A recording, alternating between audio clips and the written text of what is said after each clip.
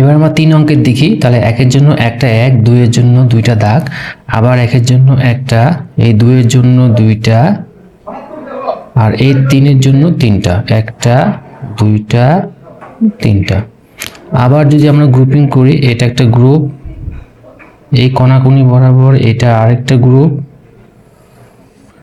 এটা আরেকটা গ্রুপ, আর এটা একটা গ্রুপ। তাহলে ঠিক আছে, এখানে আমরা দেখি কয়টা আছে, 1 2 3 4 5 6, এখানে আছে 1 2 3 4 5 6 7, এখানে আছে 1 2 3 4, আর এখানে আছে 1।